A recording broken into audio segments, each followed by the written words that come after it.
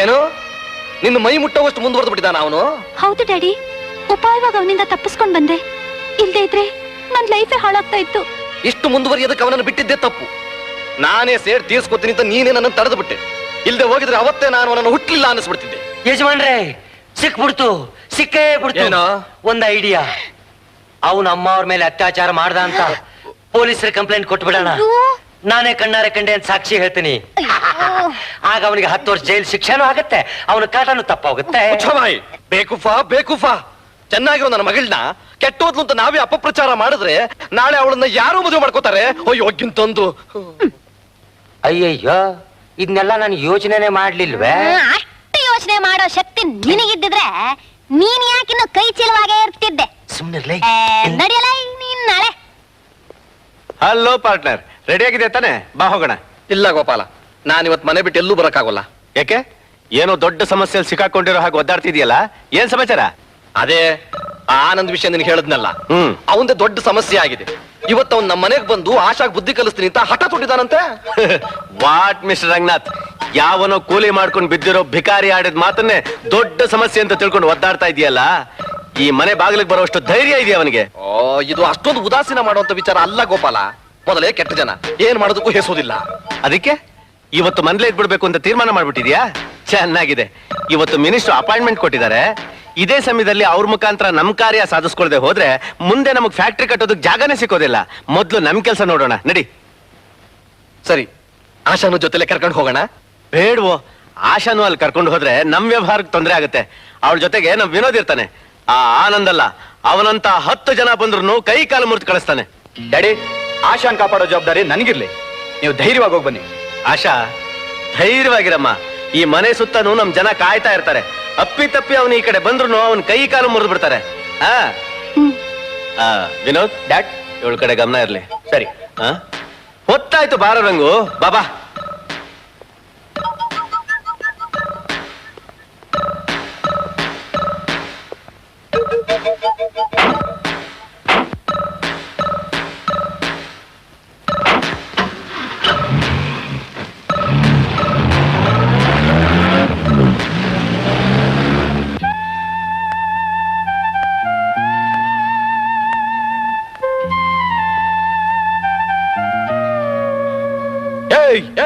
ಬರ್ತೀನಿ ಕಣೆ, ನಾಳೆನೆ ನಿನ್ ಮನೆಗೆ ಬರ್ತೀನಿ.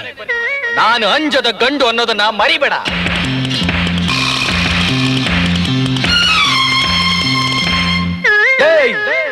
ಬರ್ತೀನಿ ಕಣೆ, ನಾಳೆನೆ ನಿನ್ ಮನೆಗೆ ಬರ್ತೀನಿ. ನಾನು ಅಂಜದ ಗಂಡು ಅನ್ನೋದನ್ನ ಮರಿಬೇಡ.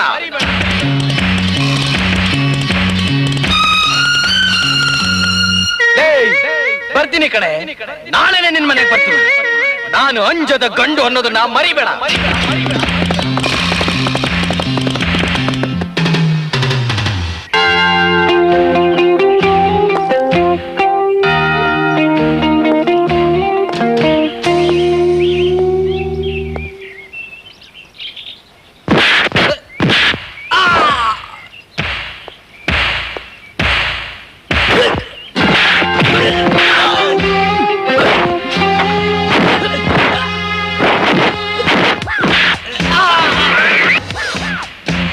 ಬನ್ನಿ ನನ್ನ ಮಕ್ಕಳ, ಪೀಸ್ ಪೀಸ್ ಮಾಡ್ಬಿಡ್ತೀನಿ.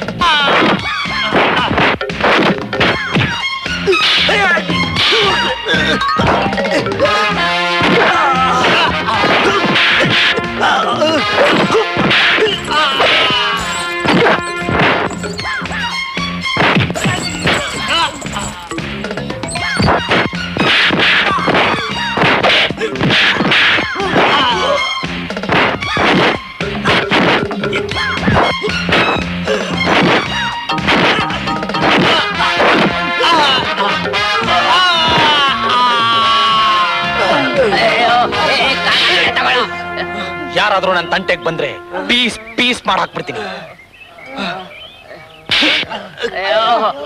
ಸಾಯ್ರಿ ನನ್ನ ಮಕ್ಕಳು.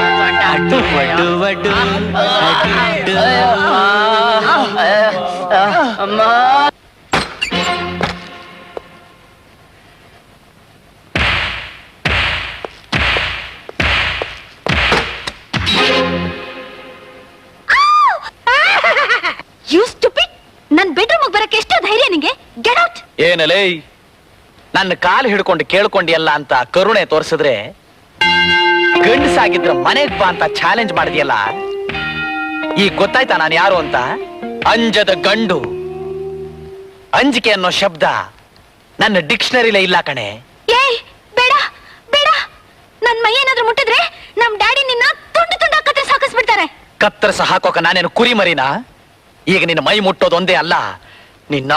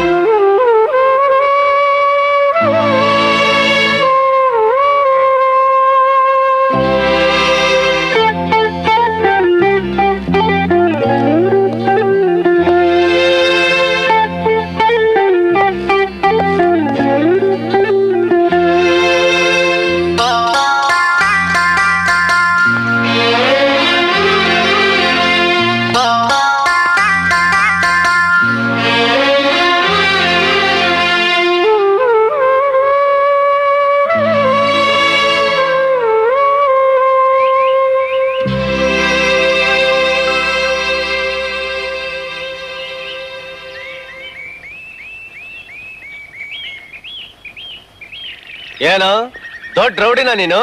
ರಾಸ್ಕಲ್! ಅವನು ಮೈ ಮೇಲೆ ಕೈ ಮಾಡೋದಕ್ಕೆ ನಿನ್ಗೇನ್ ಅಧಿಕಾರ ಇದೆ? ಇವನು ನಮ್ಮ ಹುಡುಗ, ಇವನ್ ಮಾಡಿರೋ ತಪ್ಪಿಗೆ ನಾನ್ ಶಿಕ್ಷೆ ಕೊಡ್ತೀನಿ. ಇವನು ಮಾಡಿರೋ ಹಲ್ಕ ಕೆಲಸಕ್ಕೆ ಇದ್ಯಾ ಮಹಾ ದೊಡ್ಡ ಶಿಕ್ಷೆ. ನಾನೀಗ ಕೊಡ್ತೀನಿ ಇವನಿಗೆ ಸರಿಯಾದ ಶಿಕ್ಷೆ. ಕೊಡಲಿ. ನಿಮ್ಮ ಶ್ರೀಮಂತಿಗೆ ದರ್ಪ ನನ್ನ ಹತ್ರ ತೋರಿಸ್ಬೇಡಿ. ನಾನು 35 ವರ್ಷ ಮಿಲಿಟರಿ ಸರ್ವಿಸ್ ಮಾಡಿದವನು.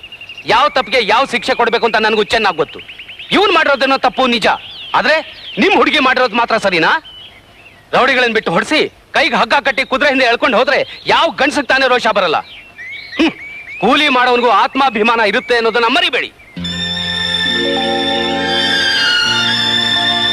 ನೋಡಮ್ಮ, ನೀನು ವಿದ್ಯಾವಂತೆ, ಬುದ್ಧಿವಂತೆ, ಚೆನ್ನಾಗಿ ಯೋಚನೆ ಮಾಡಿ ತೀರ್ಮಾನ ಮಾಡಿ.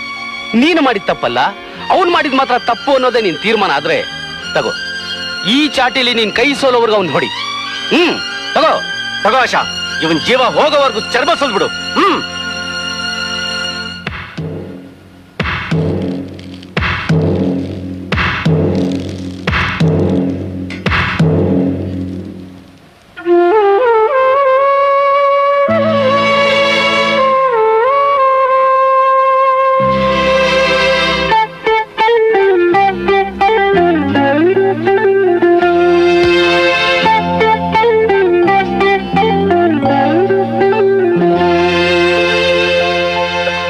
ಆಶಾ,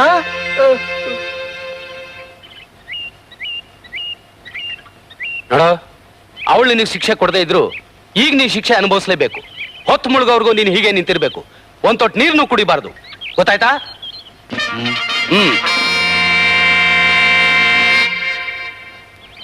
ಎಲ್ಲ ಬರೀ ಮಿಲಿಟರಿ ರೂಲ್ಸೇ. ಅಲ್ಲ, ನಾನು ಅವತ್ತೇ ಹೇಳಿದೆ, ನನ್ನ ಮಾತು ಕೇಳಿದ್ಯಾ? ತಲೆ ಬೋಳಿಸ್ಕೊಂಡು ಲುಂಗಿ ಸುತ್ತಕೊಂಡು ಕೆಲ್ಸಕ್ಕೆ ಸೇರಿದ್ರೆ 1000 ರೂಪಾಯಿ ಸಂಬಳ ಸಿಕ್ತಿತ್ತು. ಆಗ ನನ್ನ ಮಾತು ಕೇಳಿಲ್ಲ. ಈಗ ಅನುಭವಿಸು. ಕಮಂಗಿ, ಎಲ್ಲಿ? ನಿನ್ನೆ ಕಣಲೇ. ನಿನ್ ಚಿಕ್ಕಮ್ಮ ಅವ್ರ ಜೊತೆ ಇರ್ತಾಳಲ್ಲ ಹುಡುಗಿ, ಅವಳ ಹೆಸರೇನು? ಮಣಿ ಅಂತ. ಯಾಕೆ? ಯಾಕೆ? ಅವಳನ್ನು ಸೇರಿಸಿ ಹೊತ್ಕೊಂಡು ಹೊಟ್ಟೋಗ್ತೀನಿ. ಅಯ್ಯಪ್ಪ, ನೀನೇನು ಅಂತ ಆಸಾಮಿನ ಕಣಪ್ಪ. ಕೈ ಮುಗಿತೀನಿ, ದಯವಿಟ್ಟು ನನ್ನ ಹುಡುಗಿ ತಂಟೆಗೆ ಮಾತ್ರ ಬರಬೇಡಪ್ಪ. ಹೋಗಪ್ಪ. ಆಯ್ತಪ್ಪ. ಆಯ್ತು.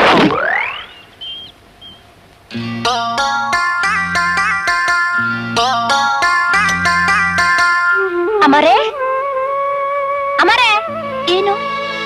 ಬನ್ನಿ ಊಟ ಮಾಡಿ. ಓಹೋ ಬೇಡ, ನಂಗೆ ಹಸಿವಿಲ್ಲ. ಅಯ್ಯೋ, ಬೆಳಿಗ್ಗೆಯಿಂದ ಏನು ತಿಂದಿಲ್ಲ, ಒಂದ್ ತೊಟ್ಟು ನೀರು ಕುಡ್ದಿಲ್ಲ. ಬನ್ನಿ ಅಮರ, ಊಟ ಮಾಡಿ. ಸುಮ್ನೆ ಪೀಡಿಸ್ಬೇಡ, ನಾನು ಊಟ ಮಾಡಲ್ಲ. ಓಹೋ, ಅತ್ತ ಸಮಾಚಾರ. ಯಾಕೆ ಮಂಗಳ ಅಳ್ತಿದೀಯಾ? ಇನ್ನೇನ್ ಮಾಡ್ಲಿ, ಅವಳು ಮಾಡಿ ತಪ್ಪಿಗೆ ಅಪ್ಪ ನೋಡು ನಿನ್ಗೆಂತ ಶಿಕ್ಷೆ ಕೊಟ್ಟವ್ರೆ. ಮರ ಕಟ್ಟಾಕಿ ಹೊತ್ ಮುಳ್ಗೋವರ್ಗು ಅನ್ನ ನೀರು ಇಲ್ಲದೆ ಹಿಂಗೆ ನಿಂತಿರ್ಬೇಕು ಅಂದ್ರೆ ಸುಮ್ನೆನಾ? ಅದಕ್ಕೆ ಯಾಕೆ ಇಷ್ಟೊಂದು ಅಳ್ತಿದೀಯಾ? ಇದೆಲ್ಲ ದೊಡ್ಡ ಶಿಕ್ಷೆ ಏನಲ್ಲ. ನಾನು ಮನಸ್ಸು ಮಾಡಿದ್ರೆ ಇದನ್ನ ಈಗಲೇ ಬಿಚ್ಕೋಬಹುದು. ಆದ್ರೆ ದೊಡ್ಡವ್ರ ಮಾತಿಗೆ ಬೆಲೆ ಕೊಡ್ಬೇಕು ಅಂತಾನೆ ನಾನು ಇಲ್ಲಿ ನಿಂತಿದ್ದೀನಿ. ನಿಮ್ಮಪ್ಪ ಹೇಳೋದ್ರಲ್ಲೂ ನ್ಯಾಯ ಇದೆ. ನಾನು ಅವಳ ಮೇಲೆ ಸೇಡ್ ತೀರಿಸ್ಕೊಂಡಿದ್ದು ತಪ್ಪೇನಲ್ಲ, ಆದ್ರೆ ಸೇಡ್ ತೀರಿಸ್ಕೊಂಡ ರೀತಿ ಮಾತ್ರ ತಪ್ಪು. ಹೌದು, ನೀನ್ ಅವಳಿಗೆ ಮುತ್ತಿಟ್ಬಿಟ್ಟೆ ಅನ್ನೋ ಸುದ್ದಿ ಕೇಳಿ ನಂಗೂ ಏನೋ ಒಂಥರ ಆಯ್ತು. ಕೋಪ ಇದ್ರೆ ಕೆನೆಗೆ ತಪ್ಪಿಟ್ಟು ಬಂದಿದ್ರೆ ಆಗ್ತಿತ್ತು. ಅದನ್ ಬಿಟ್ಬಿಟ್ಟು ಅವಳೇನೋ ಸೀಮೆಲಿ ಇಲ್ದಿರೋ ಸುಂದ್ರಿ ಅನ್ನೋ ಹಾಗೆ ಏನೇನೋ ಮಾಡ್ಬಿಟ್ಟು ಬಂದಿದೀಯಲ್ಲ. ಅಯ್ಯಯ್ಯೋ, ಅದನ್ನ ಬಿಟ್ಟು ಇನ್ನೇನು ಮಾಡಿಲ್ಲಪ್ಪ, ನಿನ್ನಾಣೆಗೂ. ಅವಳ ಅಹಂಕಾರ ಮುರಿಬೇಕು ಅನ್ನೋ ಆತ್ರದಲ್ಲಿ ಒಂದ್ ಸಣ್ಣ ತಪ್ಪು ಮಾಡ್ಬಿಟ್ಟೆ ಅಷ್ಟೇ. ನೀನು ಅದನ್ನೇ ಒಂದ್ ದೊಡ್ಡ ತಪ್ಪು ಅಂತ ಹೇಳ್ತೀಯಾ? ತಪ್ಪು ಅಂತೇನಲ್ಲ, ಅವಳಿಗೆ 4 ಬಿದ್ದಿದ್ರೆ ನನಗೆ ಸಮಾಧಾನ ಆಗ್ತಿತ್ತು. ಅನ್ಯಾಯವಾಗಿ ನಿನ್ ತುಟಿನ ಮೈಲ್ಗೆ ಮಾಡ್ಕೊಂಡ್ಬಿಟ್ಟಿಯಲ್ಲ ಅಂತ. ಹೋಗ್ಲಿ, ಮೊಸರನ್ನ ತಂದಿದ್ದೀನಿ, ಊಟ ಮಾಡು. ನಾನೇನು ತಿನ್ನೋದಿಲ್ಲ. ಸಾಯಂಕಾಲದವರೆಗೂ ಏನು ತಿಂದೆ ಹೆಂಗಿರ್ತೀಯ? ಹಸಿವಾಗಲ್ವಾ ನಿಂಗೆ? ಹಸುವೇನೋ ಇದೆ, ಆದ್ರೆ ಈ ಹಸುವಿನಲ್ಲೇ ಒಂಥರ ಸುಖನೂ ಇದೆ. ಇದುವರೆಗಿಂಥ ಸುಖ ಅನುಭವಿಸಿರ್ಲಿಲ್ಲ, ಈಗ ಅನುಭವಿಸ್ತಾ ಇದ್ದೀನಿ.